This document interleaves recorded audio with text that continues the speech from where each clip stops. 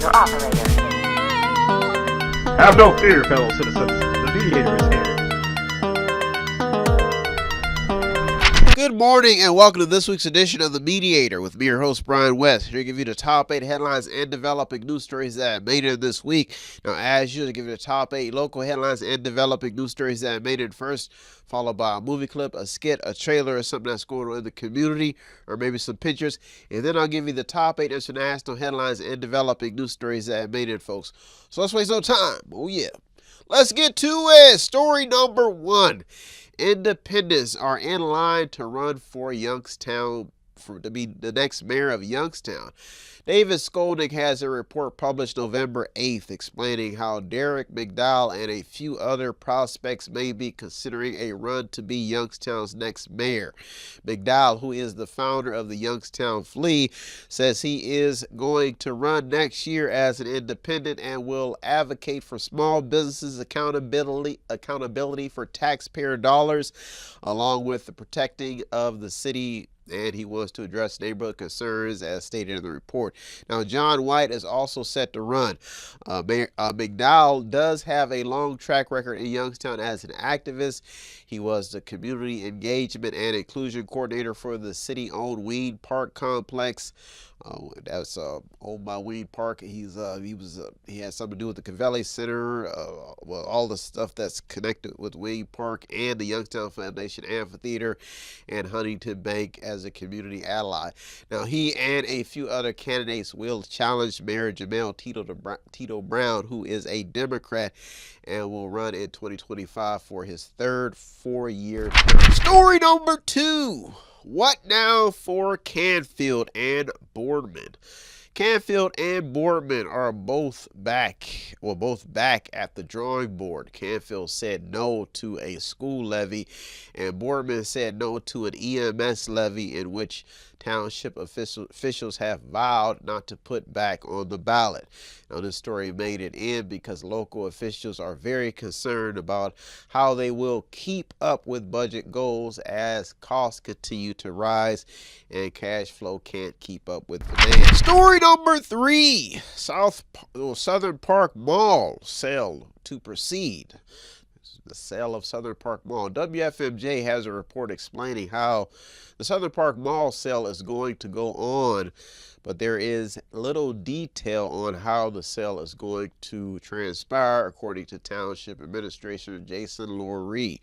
Now, last reported, Cohan Retail Investment Group is looking to buy the mall. Now, the report goes on to point out how the group has a bad financial history. Now, this story shines light on the mood in Boardman when it comes to budget concerns and business transitions. Now, thus getting the story into the top. Story number 4. Cavelli Center takes a hit. Cavelli Center downtown. David Skolnick has a report out of the Vindicator published November 9th. It appears that the city-owned Cavelli Center and Youngstown Foundation Amphitheater and Weed Park will be ending the year with the worst third-quarter financial loss since the first 2 years of operation, with a $168,944 loss, according to the report.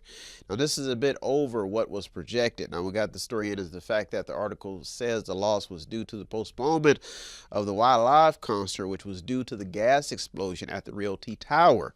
Now, the good news is that officials are optimistic heading into the next few shows that it will be a solid recovery. This story is still developing. Story number 5. $2.9 million to fight opioid use.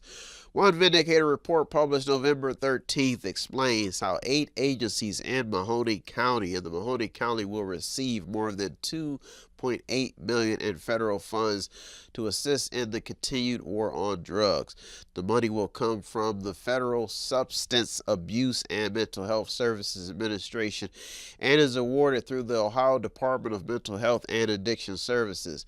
State Opioid and Stimulus Response Program. Now, Trumbull County's Mental Health and Recovery Board received $482,943, and the Mahoning County Mental Health and Recovery Board received $1,136,681, which is the largest in the country. Story number 6. Youngstown officials have their fingers crossed headed into 2025. Here is an eye-opening stat. Violent crime in Youngstown, Ohio has decreased in recent years according to multiple local news outlets. Now, although crimes are still being committed in 2022, Youngstown had 23 homicides and 73 shootings, which was a decrease from 2021.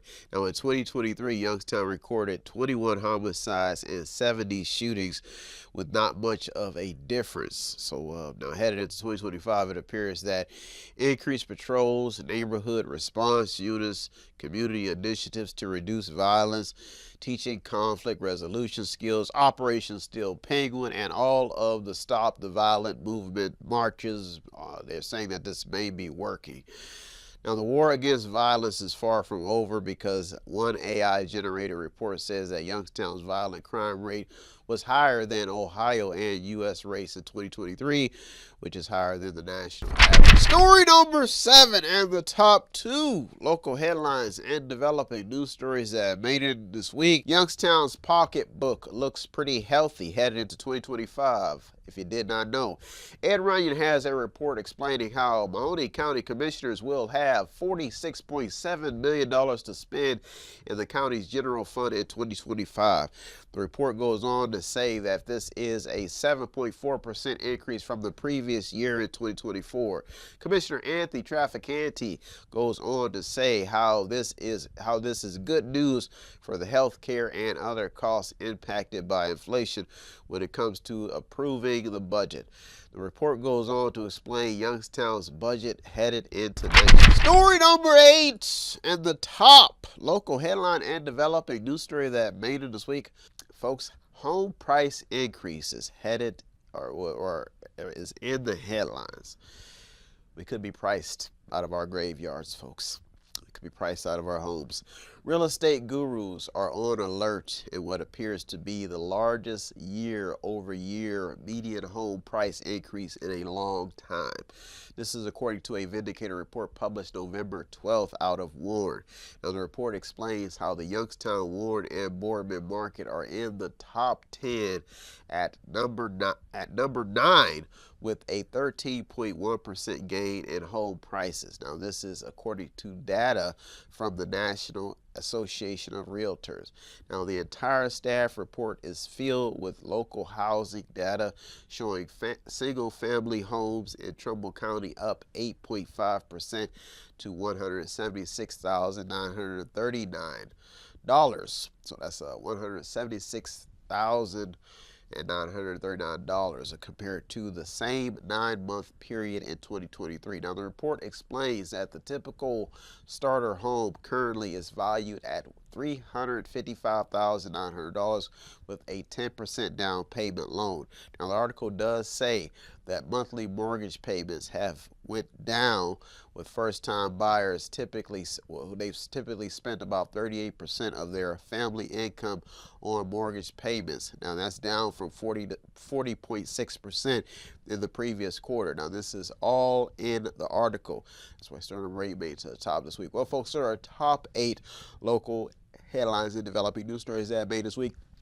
I'll be right back with the top 8 international headlines and developing news stories. So don't you go anywhere. You're the Mediator, me, Brian West. I'll be right back.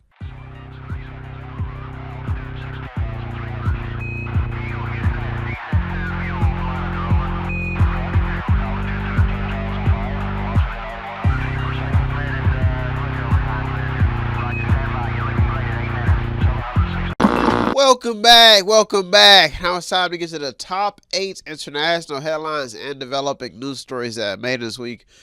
Folks, I feel very, very bad about what's been transpiring and the relationship aspects of this presidential election. People have lost friends and loved ones. I mean, it has been political crazy. Politics has just gone crazy. And somebody dear to me called me and You know what? You sound like a Democrat. When I heard this conversation, I was devastated. All of my accomplishments in life, the hard work I've put in, have just been flatlined. I am now a nobody scraping for cash at the bottom of the food chain.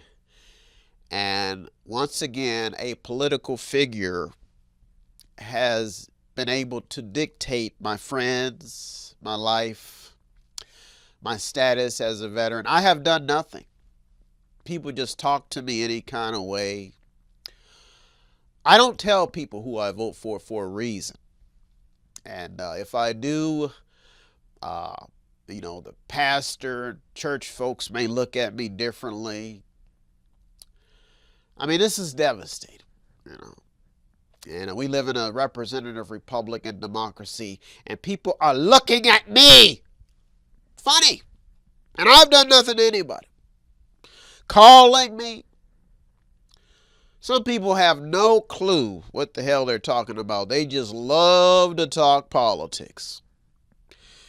I could be like, well, I just had a good day, bad day. They don't give a care. They don't care. They want to throw stones at little Brian. Folks, do you know that somebody came to the building devastated, preaching the gospel of sadness when all my life I've been a life giver? He lost his girlfriend. Showed me a picture of her. She was pretty. He said she left him because she supported another candidate that he didn't support. Folks, this political fighting has got to stop. We've got to reach the peak of greatness together. And God got me off my little pedestal. It said, Brian, you've got to go out to the masses and start grabbing and telling people about the gospel of glory. And that politics could stop us from reaching that glory. Kumbaya, my Lord, kumbaya.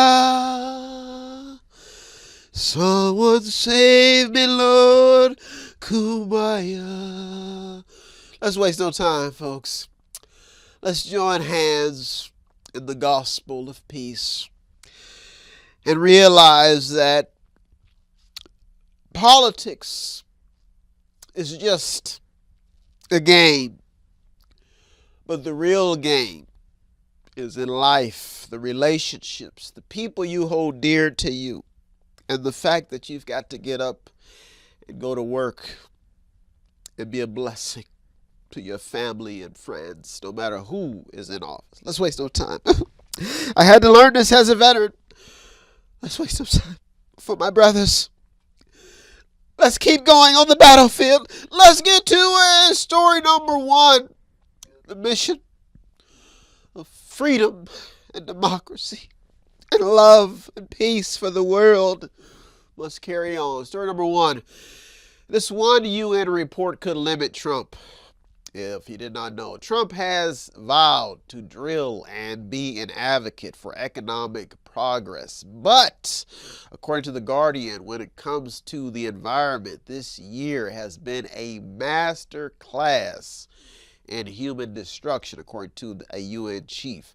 Now, what is keeping this story alive is the fact that there is a long list of videos and books that explain the numbers when it comes to climate woes over the years of chemistry, advances, discoveries, and how pollution has impacted the health of the common man. There's a lot of research that has been put into this. Now, this one UN report means that Trump plans to expand his traditional economic agenda, and it could face a plethora of green energy warriors, including people in his cabinet, including Elon Musk, who makes electric vehicles. Now, the reality in each story is the fact that with the expansion of the human population, the world really has no way out when it comes to climate healing, because if one lever is turned or pulled, another lever will alter something else. Folks, the story is still developing. Story number 2. Young college students remain in top headlines. CNBC reports that 30% of federal student loan borrowers have gone without food or medicine due to monthly bills. The report goes on to say that their credit card debt is also in the spotlight.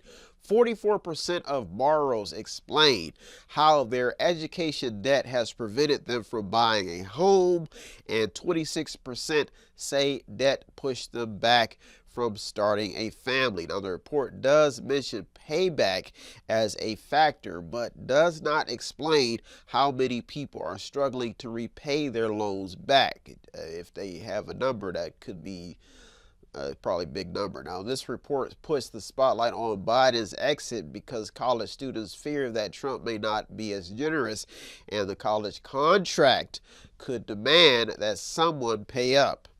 And if it ain't the government, if it ain't the taxpayer, that means somebody's going to have to do some hard labor, pay up, folks. This story is still developing. Story number 3. Medicare plans continue to be a top concern. Open season is here, and the Wall Street Journal has a report explaining how the sickest patients are fleeing private Medicare plans, costing taxpayers billions of dollars. Now, what this report proves is that if people keep shifting their costs from their insurance provider to the government, this could continue to be a problem. Now, the report goes on further to explain a growing trend when it comes to the data and a pattern with Medicare Advantage's sickest patients. This is advantage. Sickest patients dropping their privately run coverages just as their health needs soured.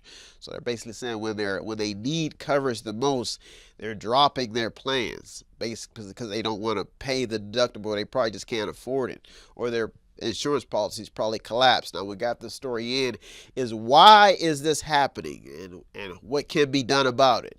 It could be due to the fact that people may not understand their coverage, or it just could be the fact that they can't afford the deductibles or the coverage period once they get sick, and nobody is willing to pay it for them, folks. This story is still developing. Story number 4. How are veterans really doing?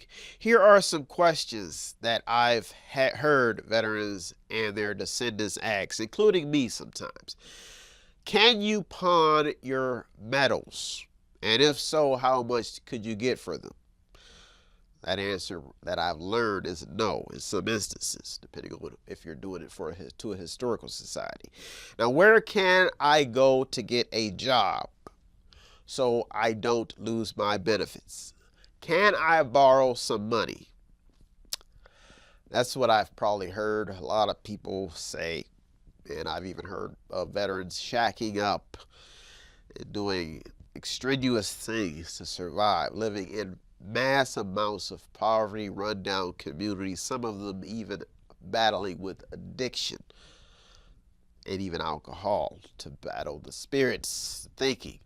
Now, this is after a report out of Axios says that a federal program said that they're saying that this federal program to help veterans is being put on hold and it's not delivering on its key promise. It's hard. Folks, the Veterans Community Care Program was set up to help veterans secure appointments with providers near their home when they can't receive care from a Department of Veterans Affairs facility. But the cost of referrals have been rising, reaching nearly $30 billion in fiscal year 2023. Now, that means that the waits are long, and the federal audits show that veterans are still being neglected across the board. That means that they're at the bottom when it comes to health care, because some of them can't afford, they don't have a job, and they don't get the top tier when it comes to health providers, because people are going where the money is, not where the feeling is. Folks, this story, that's what's got the story into the top 8, folks. Well, folks, there are top 4 international headlines and developing news stories that I made this week. I'll be right back with the top 4, so don't you go anywhere. The Mediator with me, Brian West. I'll be right back. Welcome back. Now it's time to get to the top 4 international headlines and developing news stories that I made this week, folks. As the Mediator, TV show, somebody who's been doing this for a long time, I do have to sit in the back of the class quite a bit, and I do face some opposition. I get cussed out quite a bit sometimes, mainly by people who are who just really have nobody to vent to. I get hung up on a lot, and I'm not gonna lie, sometimes I visualize myself sitting on a couch with a bunch of innocent little kids who are angry at the world, trying to figure out where they're going to get their next meal from. And sometimes I do have to drag kids out of their beds, kids who may be visualizing angry thoughts about finding their fathers, and throwing balloons at their house, trying to get their child support payments. Sometimes I get visions of men calling me in the middle of the night, wondering how they're going to pay their child support payments, strained out because their baby's mother is terrifying them. Now, this is all racist creeds and colors, folks. I see marriages fall apart. Sometimes I even wonder about my first marriage. I see people fall in love. Next day they're fighting, dragging each other through the woods. Some of them cutting themselves, wanting to commit suicide. And I'm on the phone with them sometimes, and I'm telling them that, you know, if they could just get back into the game, everything will be all right. Well, where can I find the money, Brian? I go into nonprofits, and I see little children. There's not enough money to feed them. The buildings are falling apart sometimes. Folks, the world needs mediators. The world needs a blessing.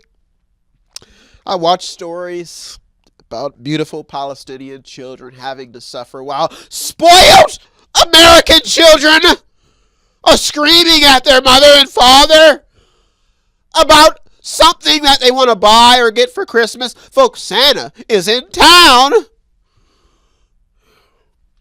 Let's waste no time. We're going to have a holly jolly Christmas this year. Let's waste no time, folks. Let's get to it. Story number 5. The cost of weather is tricky. Speaking of Christmas, will it snow this year? CNN points out an interesting fact in a report by Samantha Deloya. And now, it was published November 10th. And it is the cost of weather, if you did not know. Now, here's a fact. Hurricane Helene and Hurricane Milton caused a total of between $51.5 billion and $81.5 billion of property damage, mostly to the southeastern United States of America, according to the estimates from CoreLogic. Now, the report cites climate change as a factor, but the same issue has haunted countries for centuries. That is weather. And that is that the tricky weather is expensive. The big disasters, the tsunamis. Folks, this is not new news, but if man is causing the weather to change, is what got the story. Story number 6. What happened at Tuskegee University? What happened? AL.com has a report out of Tuskegee University in what appears to be a lone man homecoming shooting. What jumped into this man, folks? The report was published November 11th, leaving one person dead and multiple people injured in a chaotic scene. Folks, the report goes on to explain how the person who was killed was not even a part of the university. Folks, the Tuskegee University has a rich 143-year history. And before the airing of this show, the incident was still being investigated. Story number 7 and the top 2 international headlines and developing news stories that made this week. Another government shutdown is in the headlines. The Washington Post explains how Congress is set to extend the government shutdown deadline into Trump's next term. The report goes on to explain how lawmakers face a deadline to prevent a government shutdown and are considering extending the federal funding into March. The report is long and does talk a little on how Congress may also consider additional disaster and aid money to rebuild Baltimore's collapsing Francis Scott Key Bridge and other major roadways. Now, along with storm-stricken swaths of Florida and North Carolina, so they're planning on spending some money again. And this is in the next talk. Now, thus getting the story to the top 8, because when you're talking building, folks, you're talking jobs. Story number 8, and the top international headline and developing news story that made it this week: is mass deportation possible? Is it possible? Can we change the country by deporting illegal immigrants? This is a big question. Story number 8. According to CNBC, now President-elect Trump says he has no choice but to pursue mass deportation after the election results, telling NBC that there is no price tag. Now, his border czar, Tom Homan, has vowed to run the largest deportation force in U.S. history, but there is a but. Mass deportations will cause a ripple effect across the construction industry, along with housing and agriculture sectors. The report bluntly marks Trump's plan as unrealistic, stating that GDP would shrink by $1.7 trillion to $1.7 trillion to $1.7 trillion. Well, $1.1 trillion to $1.7 trillion. But Trump says that his plan will bring more businesses into the country. The question now is, does the U.S. have a strong enough workforce to account for the work that illegals are willing to do? The entire story is long. Pew Research Centers put the number of undocumented people in the United States around 8 million, and data from the American Community Survey puts this number of undocumented around 11 million. And the reality is that Americans are not willing to do the work. That's the reality. This story is staying alive. Story number 8, that's why I made it to the top this week. Well, folks, there are top 8 local and international headlines and developing news stories that I made this week. I hope you got something out of today's program. I always get something out of the research. As usual, I'd like to thank all the news outlets, journalists, people on the front lines. You deserve all the credit. I'm just the mediator, the man in the middle, navigating your story just to keep people informed. If you want to show us some support here at Method 8, it does not take much. All you have to do is visit the website on the screen, buy something, click on something, watch something, read something, or to sponsor a program. As usual, I thank all the news outlets and all the people who will continue to come to the store, support, and the people who just keep pushing out the stories. Well, folks, I am out of here. I'll be back next week looking through over 200 or more stories. If you want to stop at the store, 5648 Market Street. If you want to go to the website, buy something from the website to show some support, it is well deserved. I am out of here. I'll be back next week looking through over 200 or more stories just to keep you informed. Thank you for tuning to the Mediator this week with me, Brian West. Peace. Have no fear, fellow citizens. The Mediator is here.